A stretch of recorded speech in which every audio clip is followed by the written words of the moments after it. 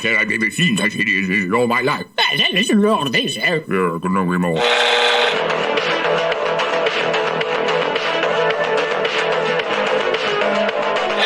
Like a furry torpedo to the jugular. This is Honey Badger Radio. Radio with money.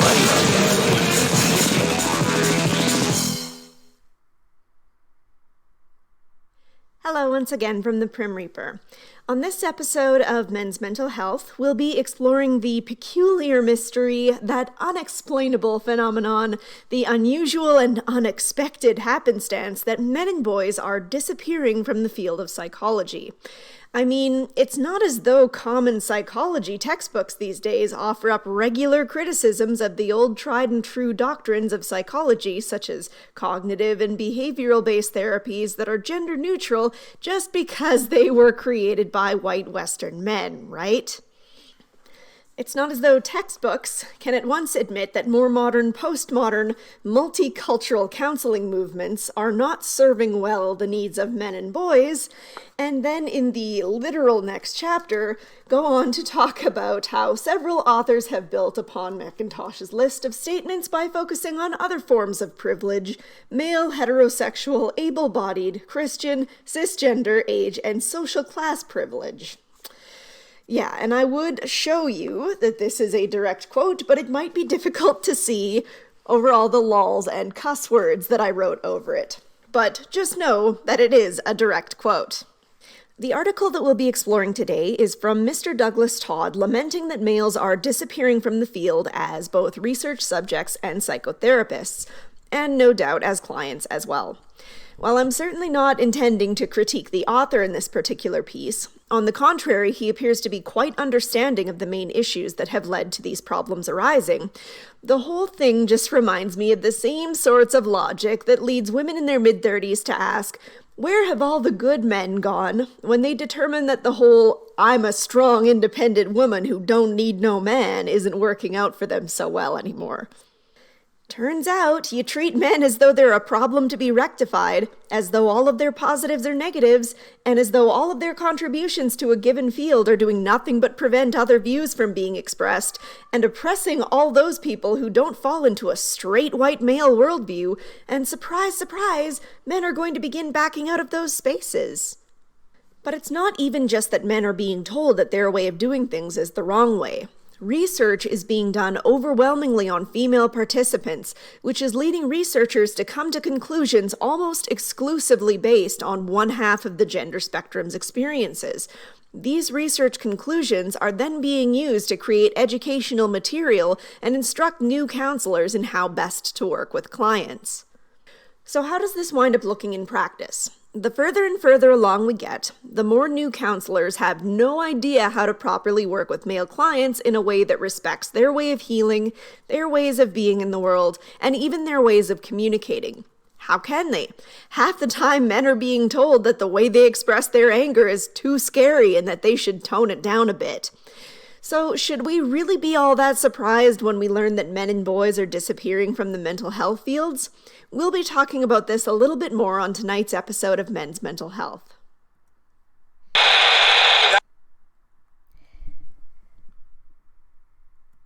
Hello everybody. I'm your host, the most pleasant ghost, here with that lovely and ever so intelligent Anna Cherry. And tonight we're going to be talking about, again, that mysterious phenomenon about boys and men disappearing from psychology.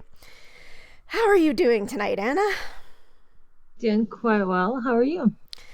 Oh, it's been a real busy month, I'll tell you about that. There you go.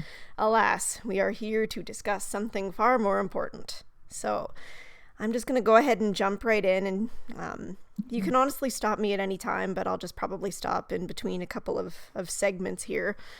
So it starts off here. Males are disappearing from the field of North American psychology, both as research subjects and as psychotherapists.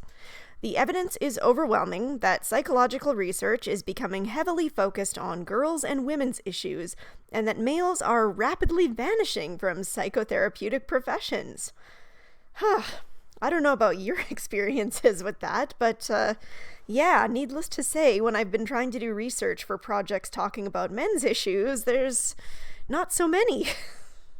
Well, it certainly makes sense. Of course, nobody would be even approaching science from a men's perspective, which is sad and should point something out about our society by its mere existence, that's not really funded research. But I do actually have experience in terms of subjects in psychology. I went into college in 2006. I graduated from high school and went into college for psychology, and I was in actually that field, taking all the necessary classes to fulfill my requirement for a psychology major. About 2 years in, until it was time to declare the major for my whole time there, and continue focusing on the chosen major, and I actually switched to neuroscience. So it was in the end, a bridge major between psychology and neuroscience. And my official degree is a Bachelor of Arts in Psychology. But I did take, of course, neuroscience senior seminar and all the labs and stats and biochem. And anyway, long story short is I definitely had a lot of time spent in the psychology department at Rhodes College, which is where I matriculated. Ooh. And it was which is I thought oddly funny and fitting.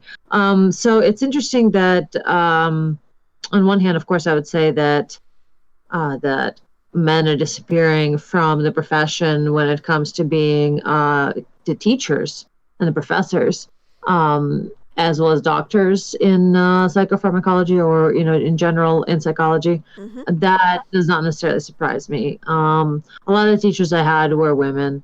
Statistics was a woman. My senior advisor, and just in general neuroscience department chair advisor, freaking amazing. She's the reason I went into neuroscience. Nice. At least half the reason. Yeah, she got me really interested in the profession and in the subject, really, because she had passion for it. She was a great educator, and she was my counselor, so it was great. I loved her very much, or advisor, or whatever they were called. Oh, that's awesome. It was great. No, I love her. My neuroscience lab was actually a man. We were sticking electrodes into slugs and such. And but a lot of other cognitive neuroscience wasn't even necessarily a major or a department, essentially, when I went into college. And it was after my declaration of major, which was, of course, after the second year there. In about my third, fourth year is when they actually started having a legit neuroscience department. In essentially my last year there, and then I left. And the neuroscience department started growing on, because 10 years ago, 15, etc., it was still neuroscience was a very, very new sort of science. People are looking at the brain and going like, "Oh my God, you can see what happens." They're looking at the brain. That's amazing. Oh my goodness! And I knew that I couldn't just have psychology if I were to help people as a counselor, which is what I eventually, of course, wanted to do. I knew I had to look into neuroscience. Both from a psychopharmacology perspective, that obviously you need certain neurochemicals to be in the proper balance to be able to function as a happy, healthy human. But on the other hand, you also need proper nutrition and other things that, like vitamin B12 deficiency, for instance, little things like that can lead to mental disorders and issues that just proper diet or proper behavioral therapy, like going outside more, or some certain cognitive behavioral therapy is necessary to help people. And for that, you need to know what's going on in their brain. So it's not just psychology. But so yeah, I needed both. But to say it was all kind of together, neuroscience and psychology, and I spent a lot of time there. And a lot of the teachers were women, but it wasn't necessarily a big problem. But it is something, when I look back on it, it's like, wait a minute. We essentially had only one man in the whole psychology and neuroscience department. So that's interesting. And and in general in colleges, it's more female professors than male. So that part doesn't necessarily surprise me. Though it does surprise me that the second half of this is that it does surprise me that there's a subject issue with men. Of course, nobody's going to fund MRA or a men's perspective or men's needs type of research. I get that. But the fact that men aren't even necessarily showing up in research pools is interesting and strange. I'd like to, look more into that. And the fact that there's more neuroscience, or I'm sorry, you said psychology, geared towards women and girls' issues. I'm not personally familiar with that at all, but like I said, I haven't been in college for, like 8 years, Right. 5 years, however long it's been.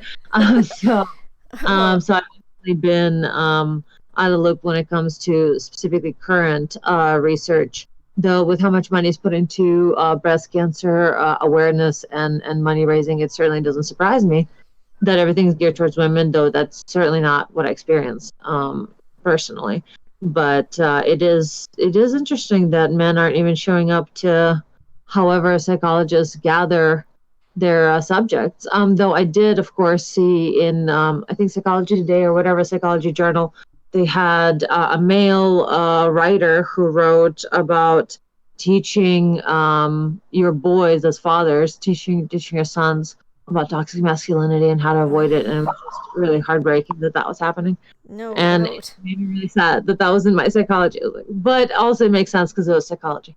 But Yeah. they have issues, I'd say. Yeah, for sure. There's actually a lot of things that you had mentioned that I wanted to touch on. Like Sure. I think it's really important to mention, like it's not necessarily like the last thing that I'd want to imply is that it's a problem to have female teachers, of course. But at the same time, it's good to have a balance of both male and female perspectives in classes, not only, but I mean even just in general.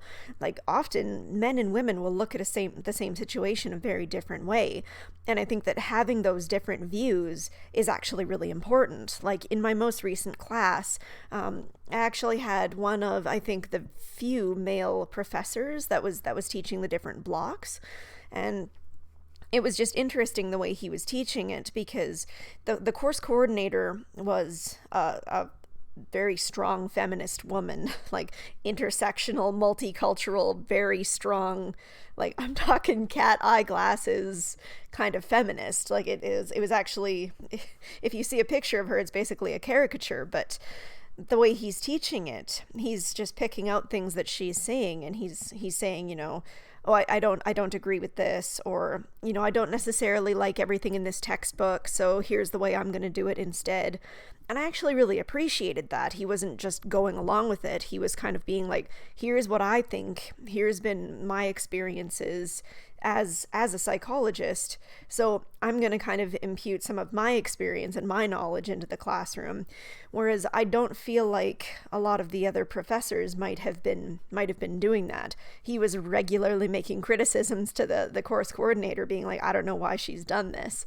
And I actually thought that was really interesting. But in the previous class, with doing research, like I did we all had to do a major project to present to the class.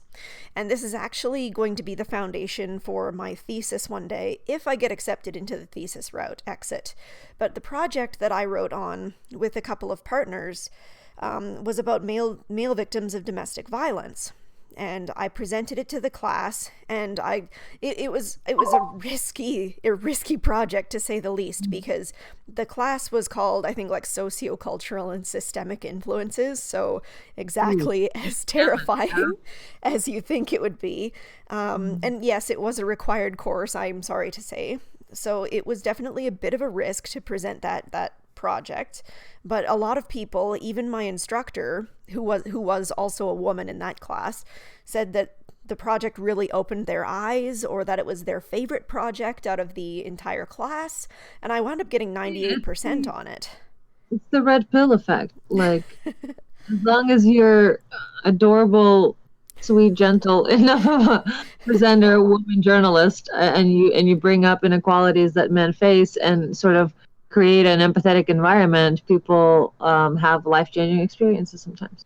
Yeah, for sure. So I mean, like, it was a really valuable thing. But even while I was looking through for the research on that subject, when I was just looking up male victims of domestic violence, I was still finding, like, past I think arguably the first page, unless I changed up the keywords a little bit, I was still finding articles focused on female victims of domestic violence and male perpetrators. Like it was crazy, like trying to find. So unfortunate because it's a really backdated research. If you look at actual if fucking science was keeping up with research like it should be, we could make such progress as people, because we'd be so much closer to actual understanding and fixing of some of these issues. It is quite well known that a lot of the domestic disputes, in fact, it's 50-50, started by men and women. It is frequently both pairs or both people in a pair are actually violent and aggressive physically towards each other. Women are culpable in physical violence quite often, and we need to update our DSMs and other manuals to accurately reflect these statistics. Same as harassment online and things like that, where 60% of online harassment is done by women towards other women. When BBC was doing Gamergate-esque canvassing and things like that, some of the research they found was that it is women that aggress against other women and shame them, slut shame them, and body shame them. So we need to reflect. We need to have our statistics and manuals and understanding of psychology reflect these actual statistics, and therefore accurately reflect and predict reality. If that's what science is for, so we can predict what the fuck and help ease our issues. Exactly. That's exactly the whole point, because if we're just focusing on like one side of the spectrum, then we're missing the experiences of an entire other half of the spectrum, which is basically what we're getting into tonight. So I guess I'll just continue on that thought. So the consequences of these dual trajectories, say specialists, is that the distinct emotional struggles of boys and men are largely being sidelined, and that many psychotherapists are lacking expertise in dealing effectively with males' psychological difficulties. A revealing study led by the University of BC's Robinder Bedi found the vast majority of 293 research articles published over a 13-year period in the influential Canadian Journal of Counseling and Psychotherapy centered on female-specific topics. Go figure. Research articles exclusively on female subjects outnumbered those on male subjects by 4-1, Betty discovered. When his team excluded a single special men's edition of the Psychotherapy Journal from their survey, the ratio of female to male-oriented articles in the journal soared to 15-1. Like, holy crap, that is a huge discrepancy, and it just seems to be getting worse. And like I said, in the intro, I think that a lot of this is because we're getting more and more research being done primarily on female subjects. We're getting more female students coming into the field, and they're being taught about like these basically exclusively female subjects, and then they're left with like no idea how to properly deal with male clients and male research subjects. Yeah. And of course it's part of it is related to sort of this lie that men and women are the same, because they're not necessarily the same when it comes to the way their brain works, what their dominances and preferences are. And once again, we need to actually have our research updated with what neuroscience and biology, etc., is finding. Yeah. And I think equality is so like last century that we need to move beyond that and realize that people have unique needs and requirements, and sometimes there's a gender divide, sometimes there's a culture divide, sometimes there's disability or mental health divide, and it's just something that we need to do. We need to adapt our societies to the fact that people are different. Yeah, exactly. Thank you. And not even necessarily just like in disabilities or in different experiences of like mental disorders, even though that is a major issue. But basically, like, men will deal with emotional troubles in very different ways from women. And it's not just because of toxic masculinity. It's because like we're just biologically wired differently. We have different levels of neurochemicals that do different things. We experience emotions very differently from each other. So seeing textbooks just talk about we need to talk to men about expressing their feelings and all of that sort of thing just kind of really strikes me as these guys trying to put forward the idea that, look at you, men, you're just being defunct women. Just change to be more like women and then you'll become psychologically healthy. It just speaks to a real fundamental misunderstanding of the way that men deal with things. True, and men do definitely tend to bottle up or not necessarily immediately process emotion in the same way that women do. They're also a lot more stable because of that. But of course, it is important to let your emotions out when they've built up to an unhealthy level. But in general, yeah, men have a different way of healing, of dealing with things, of moving through things. They require, in general, also different things than women when it comes to, real talk, unpopular opinion, but men do need to have an ability to be together in some place with only other men, because there are some things, such as just the level of silence that men have around each other, that they need for the type of focused and deep processing that male brains generally do. They just fucking need some time away from talking, and women do on average produce more words than guys. It's just true. And there's different love languages that, of course, men and women and just people in general have. But on average, men don't put that much stock into words. They don't communicate with words as much as women do. So there's one of the fundamental differences in preferred communication styles and healing styles. Men, a lot of times, don't want to necessarily talk about something that they're not that they're experiencing on an emotional level. They process it in a lot of physical ways, actually. And talking about it is actually not helpful to them. And women have a hard time understanding that, because talking to them is therapeutic, is helpful. So it's just one of those differences that is kind of fundamental. But just the amount of ability to meditate, aka do a manual task or some such, and think on things at a deeper level, or just in general have a peace of mind kind of feeling that men sort of need to be stable, that may require sometimes less words. And it's hard to, even as much as a woman loves you, is just a different environment being around women than men. And we've been pushing out male-only spaces more and more, and I think that's also very unhealthy. Yeah, for sure. And I mean, there are definitely some men who also are totally fine to talk through what's going on for them, but like you said, that's certainly not all men. And I think the fact that people are being taught in universities and college and all of that sort of thing now, they're being taught only one way of dealing with people. They really are missing out on a large portion of individuals who don't deal with their problems in that way. So when they encounter those people as clients, they're just left like, oh, I don't know what to do with you. I'm just going to refer you to anger management classes because you're just being short with me, and I feel scared by that. Mm-hmm. That's another problem with having women only or predominantly women psychotherapists and such. Men can't get adequate care because women are frightened easier. Right. Yeah. Women sometimes, maybe even legitimately, who knows, have a reason to fear men in the sense that men are bigger. So, however, we have such rules of society that it's quite rare, in fact, quite unlikely, and exists more in paranoid fantasies of a feminist, that a guy flips out and just murders a woman because she said, no, or in some way stood up for herself. It's so ridiculous. Yeah. Well, and I mean, not to mention the fact that a lot of therapists these days are coming at their therapies from a feminist perspective.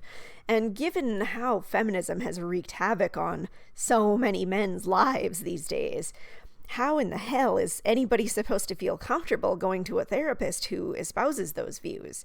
They're certainly not going to feel comfortable in themselves talking with somebody who holds those kinds of beliefs. That's for sure. Yeah. So I guess moving on in the article, all of this is occurring despite boys and men making up 34% of individuals participating in counseling and psychology, writes Betty, an assistant professor of counseling psychology at UBC. It appears that much of our knowledge about counseling Canadians has been based upon research samples composed predominantly of women and has been somewhat uncritically generalized to working with men, as we were just saying. Write Betty and co-authors Courtney Young, I'm going to mispronounce that really bad, but Yale Davari, Karen Springer, and Daniel Kane in a peer-reviewed paper titled A Content Analysis of Gendered Research. Their overview of contemporary psychotherapeutic research in Canada dovetails with rising awareness across North America of a related development, that women are becoming even more predominant in counseling and psychology professions. The American Psychological Association, which represents roughly 90,000 clinical psychologists, found women outnumber men by more than 2 to 1, and it's quickly becoming more extreme. The ratio of female psychologists to male psychologists who are 35 and under jumps to 9 to 1. Again, I think when you're focusing on primarily feminist-based psychology, intersectional, multicultural, all of the psychology that is gender neutral and was originally formed by white men is oppressive and therefore we must get rid of it, is, it's going to turn away men who are interested in the field, because all of a sudden you're talking about subjects that just don't speak to them, that they're not interested in, or, are less tailored to their needs.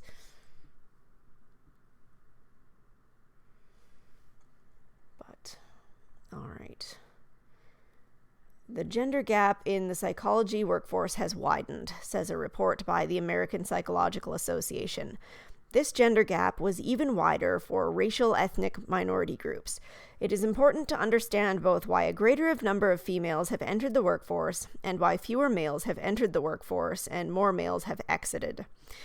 The ever-widening chasm among younger psychologists is similar in Canada and BC. The spring edition of The Chronicle, published by the BC College of Psychologists, included a chart showing the province has roughly 6 registered female psychologists aged 35 and under for every 1 male psychologist of that same age group. Now, I think something else that's interesting to note about that is because male psychologists are becoming fewer and fewer, what kind of impact is that going to have on the new people who are coming into the field, right? Like, there are going to be fewer male supervisors, so there's going to be even fewer experiences with male psychologists as we go along. And I honestly don't really see how that's going to turn around anytime soon.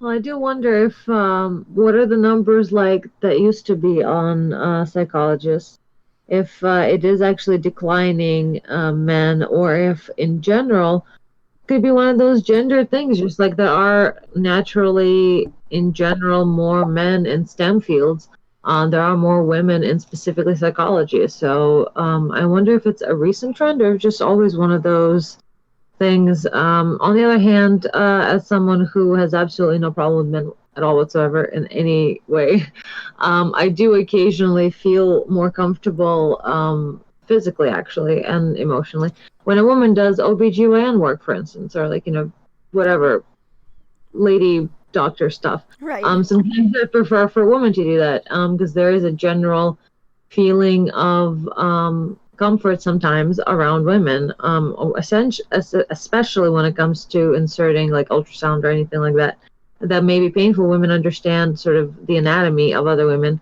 and nurses are a little better about that. Notice that a female rather than male, and there's just a general sort of feeling of safety. So I don't mind that if you end up having people who prefer female psychologists, or prefer female counselors, or prefer female nurses. That makes perfect sense, especially since women tend to self-select into those professions more anyway.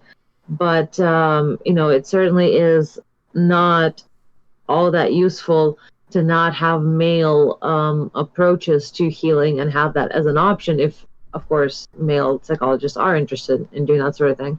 And of course, I know they are. They're just not necessarily allowed to because we have so much funding, et cetera, that is funneled towards, feminist groups and feminist initiatives in general, and female-only initiatives. Right. And I can definitely get what you're saying. Funny enough, growing up, my family doctor did all of that stuff was actually male. So that was something that I saw as very normal early on. So it's funny. Like, I mean, it really depends on the person and what they prefer. Like, I've talked to men who say to me, like, no offense, but I prefer to talk to a man. And it's like, oh, you don't have to worry about offending me. I totally understand it.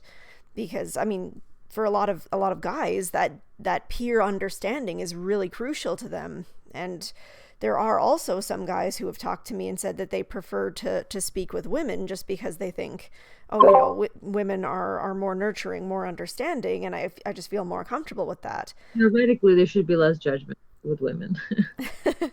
Right. But yeah, like it's oh, sorry. Welcome. No, I'm saying there should be just more warm and welcoming is the idea that we get about women. But of course, in reality, sometimes you end up having the more vicious and judgmental people are the women. So it's really confusing sometimes. Right. That's true. But yeah, like, I mean, it's just kind of, it's just interesting to see the differences in the way that people like respond to this kind of thing. But I think you're right. I think it's really important to have both perspectives and to not just, privilege one perspective over the other like we have been doing for so long. Because when that happens, then you start to have an experience like we're having now with fewer and fewer men going into like psychological fields. And I mean, like, you can even see it in the course of this article. Like, they're even saying, they're outnumbering them like 9 to 1, where before it was more than 2 to 1. And whereas before, like, you think of all of the old great psychologists, like I don't know if we can call Freud great, but yeah, like Carl Rogers, Maslow, yeah, all the behaviorists like B.F. Skinner, John Watson, all of the original great psychologists were primarily male, and it was definitely a male field earlier on, and as it has gone on and the field has when it was more of a science. I guess there's a thing: a psychologist versus counselor may be a little different. Actually, there's that's a really good point too. Versus those who comfort, and I think that one's could be like a nurse to the doctor version of psychology. That's a really good point, actually, because I mean, you think about Freud's style of psychology, him like just sitting on a chair sketching in a sketchbook while other people are talking into the empty air because he's not actually paying attention all that much. Oh, that was kind of a terrible story, but he actually basically did that. But you think of that kind of approach versus the more approach. Detached, and some people require a lot more processing, which is like a term that you get in like polyamory communities, but I guess it applies to all relationships. You process your feelings and then the actions that all the people took and how you feel about that, and you just talk about it. And you can either do that in person, or you could do your processing through like text or email or what have you. And anyway, it's just it's really important to do that sort of thing. Yeah, absolutely. So just continuing on here, even though it's accepted that psychotherapists of one sex can often be effective at treating people of another sex, similar issues are being raised about the preponderance of females in teaching, social work, and most health professions. And again, like there might be different reasons why all of those fields are becoming more predominantly female. Like, I think the teaching thing is an absolute shame, because some of my favorite teachers growing up were men. But I mean, you hear about all of the scandals going on with like the teachers having relations with children and things like that. And when it's men, there's a huge giant deal about it. But when it's women, like there was that recent study of that woman who slept with, what was it, a 13 or 14-year-old kid. And not only is she not going to go to prison or face any charges for it, but she's not even going to lose her teaching license. So it's kind of like, if you've ever appeared in an online naked video, you can't ever be near children, regardless of how you are morally or otherwise. Which it's just Yeah. Yeah, and then like social work, like I mean, I social work I find is arguably more similar to counseling. Like I think it's probably getting more into the nitty gritty of the struggles that people are going through. But I definitely can see how that is becoming more like female predominant, just like counseling is. A lot of social work and a lot of counseling these days is being kind of paired with sociology, and sociology is, well, it's talking a lot about intersectionality, feminism, all of that kind of thing, and naturally that's just going to be a big draw to women compared to men. But the health professions, I mean, that's another kind of interesting thing, because it really kind of depends on the health profession that you're looking at. Like I feel like certain higher level doctors, like neurosurgeons or anesthesiologists, are probably more likely to be men, whereas like general practitioners and nurses are more likely to be women. Yeah, my biological dad was actually an anesthesiologist. And whenever really? I've done anything, every anesthesiologist, and this is like at all Asian clinic for whatever reason, and every anesthesiologist and doctor has always been male, and all the nurses are women. It's really adorable. Yeah, and again, I think there is a certain level of, you know, we know by now, like from the many debunked gender wage gap discussions, that, you know, women are just less likely to want to put in the amount of time and effort it takes to get into these upper echelons. And that's fine. Like, I really don't think there's anything wrong with that.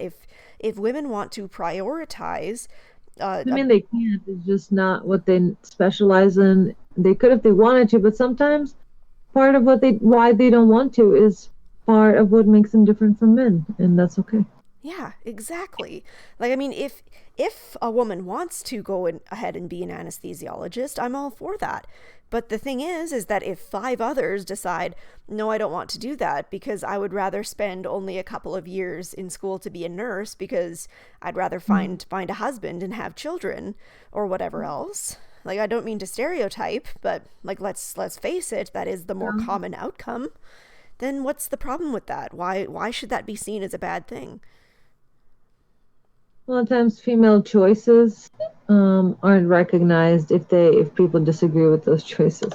They think those choices aren't feminist enough. Yeah, that's true. And I honestly think that sort of thing is a real shame, but what can you do? All right. The gender gap among psychologists has become so acute in Britain that a group of male and females has formed the Male Psychology Network. That would actually be something that I'd like to look into a little bit more. Sounds like it would be kind of interesting. Is there an actual need for more male psychologists? Asks co-founder John Barry of University College London. Well, men appear to need psychological help. For instance, they commit suicide at over 3 times the rate of women. I've heard numbers ranging from 3 to 5, but yeah, this is a problem. Yet they seek help less than women do. If we care about mental health, then we need to ask questions like, what can we do to improve help seeking in men? And would men be more likely to seek therapy if they could see a male psychologist? Again, it's tough to say. I think that a lot of men are lacking a lot of that peer support in these fields now that they otherwise would have had like a couple of decades earlier. Yeah. Betty and his... Oh, sorry. Were you going to say something? No, it's just very true how you pointed out that there were definitely more men in the psychology profession. It's just something to think about. Yeah. Well, I mean, like, if you think about it, like, you think about the old joke of hysteria, right? When psychology was definitely more predominantly men, and maybe we didn't have the best understanding of female problems. So it was kind of like the opposite of what we're experiencing right now. But like you look at that and then sorry. So why not do both? Exactly. I mean, people look at that and they think, oh, that was obviously silly. Like there was no way that should have stood because it was just obviously uneducated and lacking in female perspective. But yet now we have the same problem with men, and people are just like, oh, we don't need to worry about it. Women power and all that. We should produce more women scholarships for getting into the field, because clearly women still need more legs up. And it just speaks to a real fundamental lack of understanding, a lack of perspective. Like, these examples are not difficult to come by, but people just aren't understanding, or they're refusing to understand. Yeah, it's a complicated thing. A lot of times just people don't, it's the metaphor for reading the headline and not clicking on the full article, as people do on Twitter. They just like retweet things based on just the title. Yeah. So that's the same thing with concepts. It just happens. Yeah, exactly. Betty and his team are raising similar questions about the lack of research into male psychological issues, particularly given men's much higher likelihood of death by suicide in the workplace and from opioid overdoses. What is the benefit of more counselors and psychologists becoming better aware of men's issues? Gee, I don't know. Many psychotherapists frequently experience a sense of frustration, helplessness, and ineffectiveness when working with male clients, report UBC professors Marvin Westwood and the University of Victoria's Timothy Black. Research has shown that some therapeutic techniques that are usually effective with women do not always work as effectively with men, and vice versa, according to psychologists who specialize in men and issues of masculinity. Again, this should be obvious. Like, I mean, people are talking about like, for example, in my one class that I just took, the textbook was primarily focused on postmodernism, much to my eternal regret, because I talked to somebody who took the class 2 years ago, and he said, oh, that class was cognitive behavioral therapy when I took it. It's like, oh, you mean something useful? Yeah, I had a similar experience. It was titled one thing, but then in experience, it was literally postmodernism. It was so weird. And I mean, honestly, like, not to go off on a total tangent, but that sort of thing is just kind of ridiculous to begin with, because realistically, if you think about it, if nobody is alike in any way, if we all have our totally unique stories, then how are we ever going to relate to each other enough to have a proper counseling field in the first place?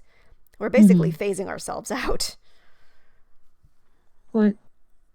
But many psychotherapists frequently... I already read that part. My bad. Research has shown that some therapeutic... Oh, I did that one too. Oh my God, I suck at this game. All right. A greater number of therapists and psychologists need to be aware of techniques that are more effective with men than women, including direct problem solving, skills development, and practical help, writes Betty, a clinical psychologist who also specializes in working with Punjabi Sikhs. Yeah, I feel like the direct problem solving really aligns with some of the therapies that I've heard other people talk about that have been really effective, like workshops that allow men to get together to get together and build things, or like work on something else, and then it's different than talking to each other face to face. When you're working on something, you've got a certain task in mind, and that comes with its own benefits as it is. Like, it gets testosterone levels increased, and that helps to improve mood just on its own. But you can also then talk to your peers in a scenario that is more comfortable for a lot of men. And again, not all men, but certainly a lot of them. Mm-hmm. So safe manual labor can be quite good for men. Yeah, and like the problem solving is another thing. Like there's always that old joke that women don't like to have their problems solved; they just like to talk about their problems. So I mean, if women are just sitting there like oh, what do you want to talk about? What do you want to talk about? And the guy's like, okay, I don't want to sit and talk about how, right, like how upset I am that my wife has taken my children away from me. I just want to see my children. It's kind of like, what can you do in that situation? Yeah, it's just men have different ways of processing, and sometimes they don't want to focus on it in sort of a direct way. So talking about it is not actually conducive to anything. So, gotta let them heal in their own way. Yeah, exactly. So, I mean, But it's listen to men more in general. yeah, exactly. Like novel concept, right? Imagine hearing about what men are feeling, like they have feelings. What? Well, and that's the frustrating thing too, right? Like they talk about wanting men to express their feelings a little bit more, but and I mean, I guess this isn't always the same people, so I shouldn't sound like I'm constructing a straw man here, but it's like oftentimes you'll hear people talking about, oh, we want men to express their feelings, and then a lot of people will get offended by them expressing their feelings in a way that they don't like. And it just speaks to a lack of understanding again. And Lack of consistency too. yeah, but we're almost at the end of this one, I think. When psychologists such as Marchetta Evans have urged greater focus on men in counseling and research, they have been met with they have been met with concerns about male privilege. Oh yeah. This whole That word's thrown around so much now that it doesn't even make any sense. I saw somebody talk in an article or some such talking about how white men or whoever who barely get by with minimum wage have privilege. It's like, oh, so poor people now have privilege? Fuck you. Get out of my face. Yeah, exactly. But yeah, like I mean, it's just the whole idea.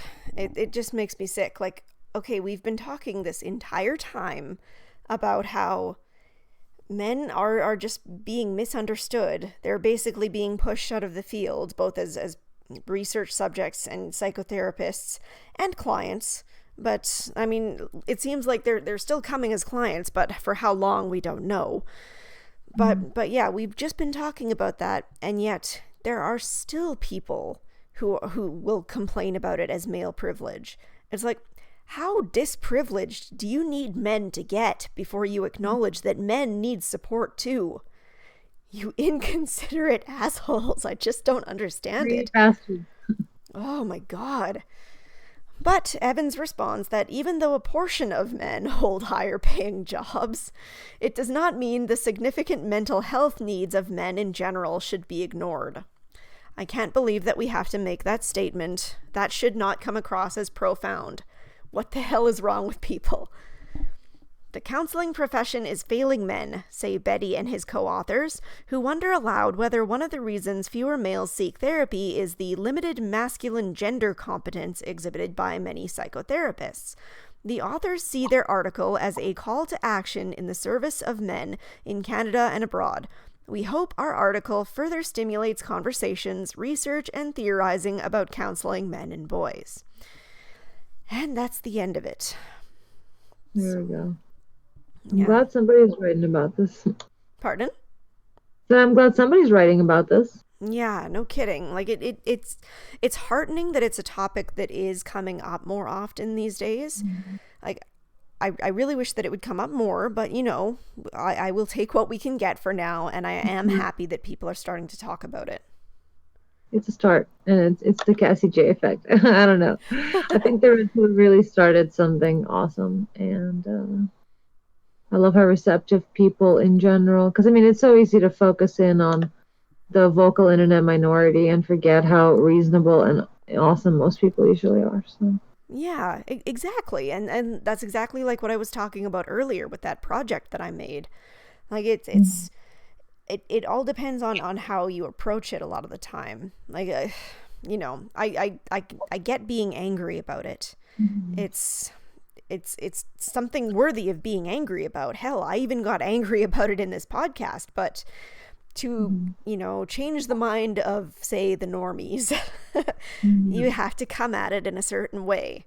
So I just hope that if more and more people come at it this way, and we start saying, yes, believe it or not, men are people too, and they need as much love and support as women do, maybe we might start to see some change.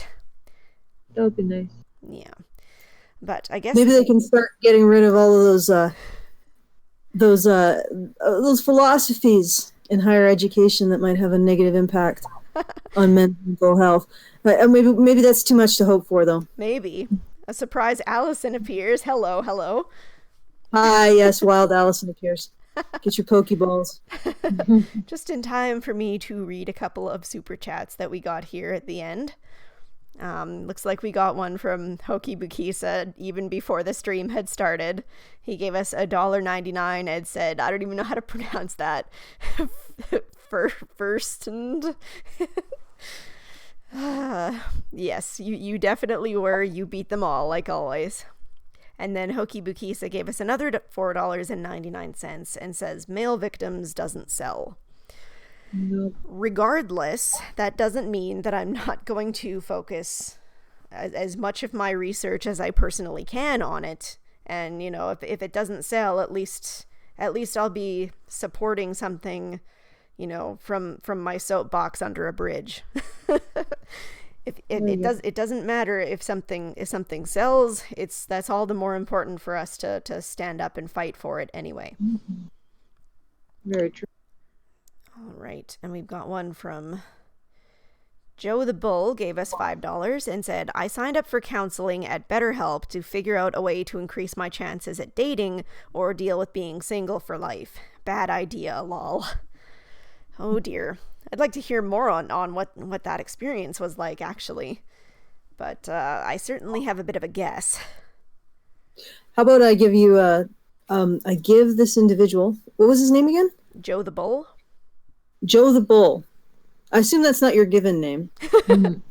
Nom de plume. But anyway, send your story of your experience with this particular.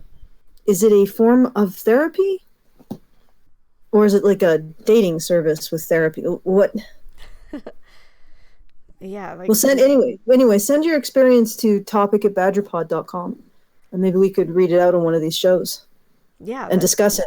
That'd be interesting. I'd actually really like to hear more men's experiences of what their counseling experience was like. I feel like that could be a really interesting topic to explore in greater detail, just because we can kind of start to get a sense of what actual men's experiences are. I mean, it's one thing to get these articles, of course, like that's a good thing, and it's good to see what people are talking about, but to get the actual, like, to get actual guys' experience of what's going on, I think that's really important. So, yeah, not just Joe the Bull, lots of people. From the babe's mouth. Ooh. But yeah, just send your stories to Topic. I figured that'd be better than from horse's mouth. So. Well, I should hope so. Topic@badgerpod.com. Oh, yeah. Someone said, Black Knight Fool says in the chat, I just wanted to pull this out because it was interesting. Oh, okay. I'm worried about Michael Kimmel getting in there. Well, you know, Michael Kimmel has been in a lot of places that he shouldn't have been. So he's currently in a little bit of trouble for that. Yeah. Well, so what's one more, eh? It always seems to be the people who are like really, really advocating for this stuff beforehand, and it's like then they get their hand caught in the cookie jar, and it's like, what, me? Did I do that? To be fair, we don't know for sure if he actually did anything. That's true. Because, you know, due process and all of that. I don't even think he's seen the official complaints yet. I just find it amusing that suddenly due process is important to him. Well, yeah, and that's exactly the problem, right? Like, these people are all for it until it happens to them or somebody they care about. Like, I mean, it sure didn't take me having a friend of mine be falsely accused of sexual assault for me to care about the issue, but there you go. I guess I'm not a horrible person who doesn't have empathy for others. Michael Kimmel. Someone has asked who Michael Kimmel is. Michael Kimmel is the author of Angry White Men, in which he basically... Sounds like a fetish. Yeah. Sounds like a fetish. Unfortunately, maybe it is for him. Who knows? But he essentially skewers men's rights activists, I think MGTOWs and all of the manosphere for simply being upset about losing their privilege. He's also, I believe, the mastermind behind The Mask You Live In, where they talked about the social expectations placed on men to not express their feelings.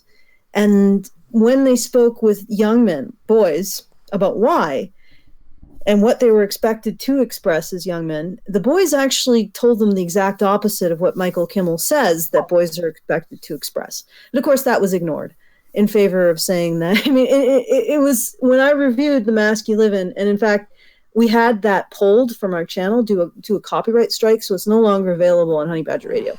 It's been a damn fun month, I can tell you. But regardless, he had this entire sequence where he asked a bunch of young boys, why is it that you feel like you have to live in a mask? And they said that they felt like they had to live in a mask because they didn't want to be a burden to anyone. And the mask that they lived in was an artificial mask of being happy, being funny, nothing to do with violence or aggression, but just trying to put on a happy face when they didn't feel it inside. He completely ignored that and started to talk about how men are expected to suppress their happiness in order to project a persona of aggressiveness. It's why would you even ask boys what their feelings are if you're just going to completely dismiss them in the next moment? And so that's something that Michael Kimmel. Sorry? It was unexpected. I don't think he expected to hear that because I think they buy into all their own bullshit too. So yeah, I don't think he was expecting to hear that at all. So why do you even listen to boys or even ask boys what they think if you're not going to listen to it and instead continue to do what society always does and just use boys as an expression of whatever thing it's pursuing at that time? If it's war, then you use them as soldiers. If it's bizarre social narratives that give you political power, then you just ignore their feelings and say, no, actually, this is what you're really doing. And this is what you're really thinking. Mm-hmm. Yeah, and that's exactly it. Because people who are going out with the express purpose of gaining social power, they don't actually care about the people who disagree with them or have different experiences from what they're trying to claim. They just want to go out and prove their own theories. Because if they don't have their theories proven, then that would mean that they're wrong, and that's just unacceptable. But they would argue that Michael Kimmel's work into The Mask You Live In with boys is an evidence that boys aren't disappearing from psychology, and yet boys are disappearing even in that documentary because their experiences disappear from the narrative as soon as they become inconvenient. And if the boys' experiences are disappearing from psychology because they're inconvenient to a narrative, then they don't really exist in the first place. It's just so in saying, yeah, we need boys and men in to be part of psychology more, or part of this